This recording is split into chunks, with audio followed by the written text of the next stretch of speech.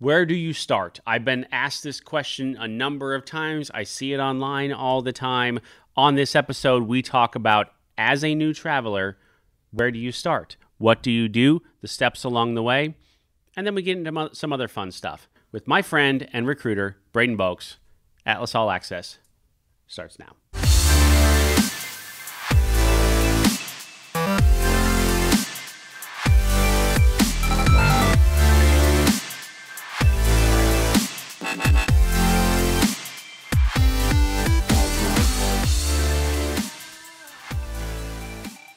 Braden, welcome back. It's good to be back. I'd like to say that I asked you because, I mean, you're a great recruiter, but you just happened to be standing closest to me when I needed somebody. I got the vibe, and I'm okay with it. Okay, fine.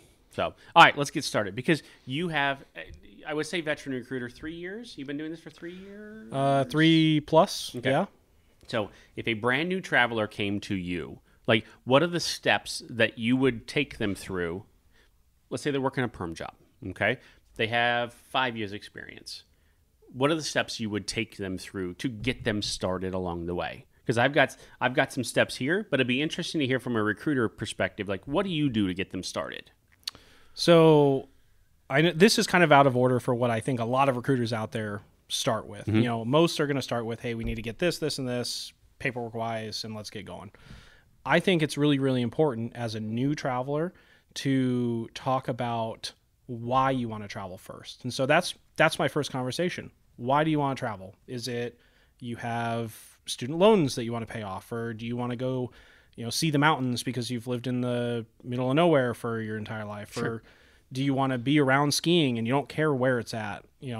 Why? There's so many different reasons why you can travel, and they're all valid, but you really have to figure out what one of those main ones is, because it kind of shapes your entire journey as a traveler.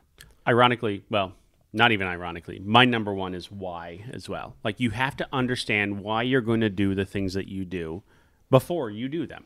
Yep. Otherwise, you might just be lost. And quite honestly, the why for you might be money. Yeah, that's totally fine. Okay, right. That's totally fine.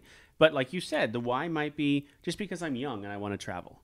It could be because I have goals. Like I want to pay off my student loans. I want to pay off my car. I want to buy a house by the time I'm 30. Like, I want to do this before I get married and a dog and kids and whatever else. You can get a dog and travel. That's beside the point. But we have whole episodes about that. Absolutely. Yeah. But why? Yep. And if you don't know your why, you probably shouldn't get into anything else after that. Right. Because if you go in without knowing what your why is, it's super easy for you to get off track from what your goals are and what your direction is. And then it leads to a really frustrating travel experience, because you're not actually being fulfilled. You're just kind of wandering around aimlessly all over the country instead of just where you're at home. You're going through the motions because other people are doing the same thing, right? So 100%, yep. Understand why you want to do it in the first place. Yep. So number 2, I'll tell you my number 2 is then understanding, after you understand your why, understand what steps you have to take. Yep, absolutely. Once you have your goal, you need to figure out how to get there. So your steps are obviously doing some research, learning a little bit about travel nursing. Mm-hmm. You can learn a lot from your recruiters, but I think that there's a lot of value in finding some of those answers on your own. Right. One of the best places that I have found is online on the Travel Nursing Newbies Facebook group that's run by Kay Epps-Lane. Mm-hmm. She's literally written the book on travel nursing, and I have yet to meet anybody that is as fiercely protective of new travelers as she is. I just saw her website turned 18. So She's been doing this she's been at least had a website and has been giving advice for travel nurses for 18 years, which is longer than I've been doing this, right? A year longer than I've been sitting in a chair like this doing this job. And then she was traveling before that, right? She was a travel nurse just like everybody else before that too. So. And her book it's like the #1 travel nursing book on Amazon. Like it's a chart topping book. Mm-hmm. So reading the book, getting information from the group, you'll see a lot of the same questions that you probably have on that website. And Kay does a really good job. She actually vets out what recruiters are allowed in those groups, or in that group.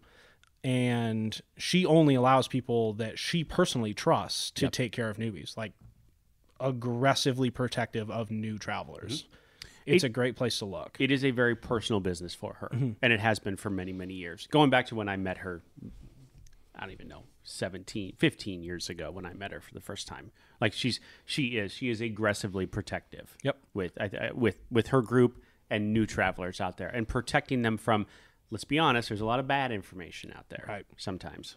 One of the first times that I was actually on this segment was with Kay teaching me how to be a good recruiter, like 3 years ago. Yes. So that's a great place to start, doing a lot of your own research, kind of at least figuring out what some of the questions you have are, because then you're not being told answers. You're learning with a recruiter. And as you're asking those questions, that's a really good way for you to kind of find out if you vibe with a recruiter, if you feel like you trust them, if you like the agency that you're talking to. And your recruiter experience, even more so than your agency experience, is going to set the tone for your travel experience. Well, and that's absolutely true. And through 2 different agencies now that I've been a part of, you don't necessarily travel for the company, you travel for the recruiter. Exactly. And that's totally true. Yep. So number 3 for me then is putting together your profile. Yep. And if you want a very in-depth look at that, we recorded an episode back a year and a half ago, Atlas All Access number 111. We talked about working from the beginning, putting your profile together. So from a cover page to your resume to your skills checklist, which everybody loves filling out new skills checklists, right? Everybody. To the references that you have, like step by step how to get that done. I would assume from a recruiter standpoint, this might be one of the most labor intensive pieces of the whole thing. It's gotten better. I think so. We at Atlas, we've put together a lot of technology benefits that make that whole process a lot easier for our travelers. But it seems like there's a lot of paperwork to do. It's really not that bad. It's, an hour tops if you have to do everything.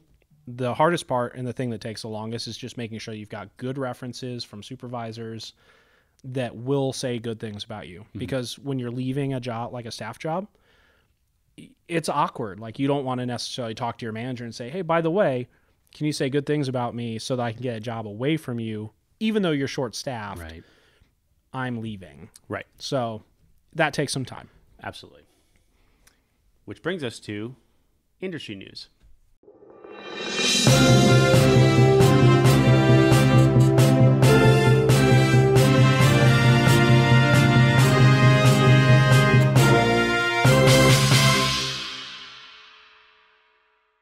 Two big things right now in the industry. The biggest thing probably we'll talk about second, but at least from my standpoint, last week Aya announced, a very large travel healthcare staffing company, announced that they were buying Vizient, which Vizient, for those of you that don't know, is a very large vendor manager. Yep. Very large vendor manager that was that is still located in Texas.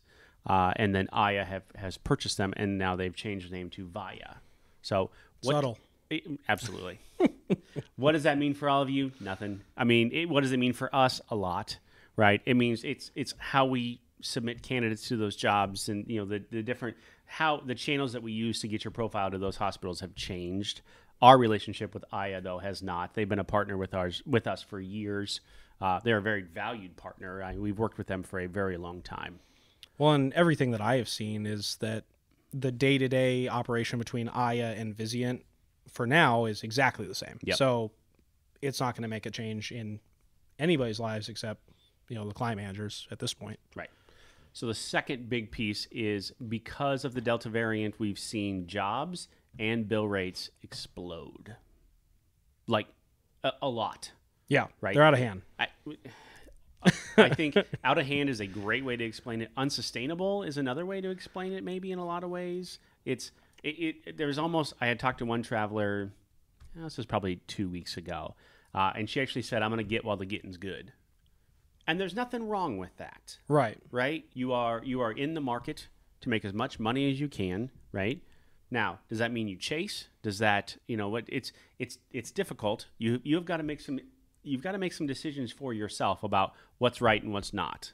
Correct? Yep. And I'm sure you've seen that with your travelers a lot.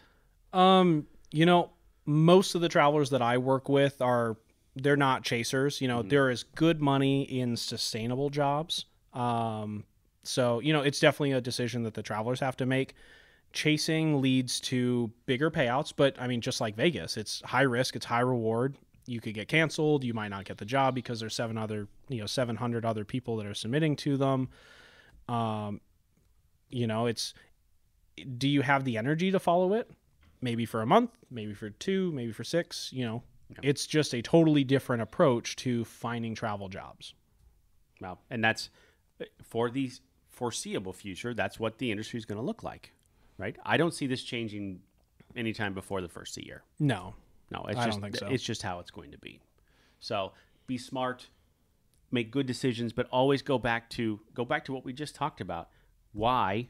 What are your goals? How are you going to get there? Yeah, never lose sight of your why. Absolutely. Finally, that brings me to just my opinion. So, again, this is just my opinion. This does not reflect the opinions of Atlas MedStaff at all. In this case, it did.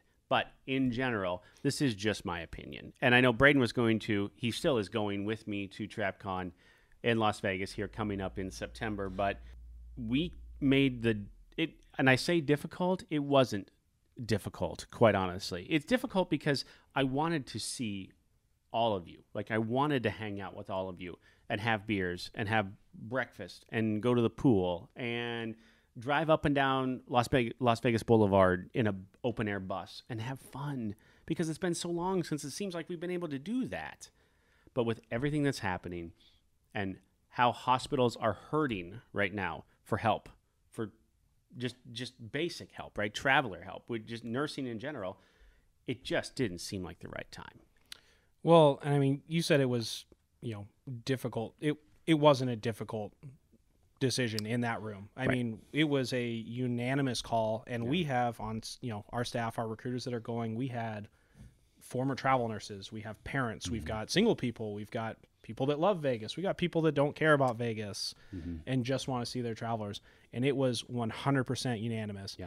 I even thought this was the right thing to do, and I will travel for any reason to meet with travelers. Absolutely. At all. Yeah. So there have been a number of agencies. There were a few that before us that canceled all of their events. There have been a number that have canceled their events. Now, we are still going to Trapcon. Yep. You will still see us at our booth. It is a very controlled environment by the Trapcon committee and Caesars Entertainment, right? I mean, it's a very controlled environment, so we know what we're getting into. We know it's going to be safe, but getting very large groups of people together indoors or outdoors, regardless, is just not a good idea right now.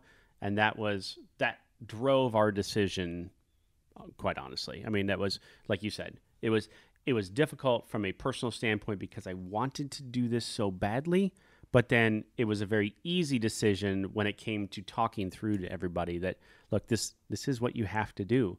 And like I said, a number of other agencies have either they've gone virtual with those events, or they've canceled their pre-show events, their very large gatherings, and are just doing the conference now, which they understand is going to be as safe as it could possibly be. So, well, and I think we were super blessed that we started up like meet and greets, little mini conferences. We started up meet and greets when we did, and we just went hard into meet and greets, and I think we made the most of the lull that we had. It's not TravCon, but we at least got to show our travelers that we still care, that we want to help them blow off steam and enjoy the time that they're spending out on these assignments. So it stinks, but it's not the wrong call. It's 100% the right call. Right. And it's not because we're not fun or anything else. Quite honestly, it's the responsible thing to do. I'm fun. I'm not. I'm old. Maybe you are. So, Braden, thank you so much. I appreciate it. If you have any questions about going back to the beginning of this, what it takes to be a new traveler or a traveler in general, talk to your recruiter. It may not be this guy. It may not even be with us. But talk to your recruiter and talk through those reasons why you're doing it, What are your goals? Where do you want to go? And how do you want it to look? Because if you don't know that and you don't have that information in the beginning, like Braden said, you're just going to be out wandering. And you're not going to get the most out of this experience at all. Again, thank you so much. I appreciate you being here with me. Anytime. All right. We'll see you next week.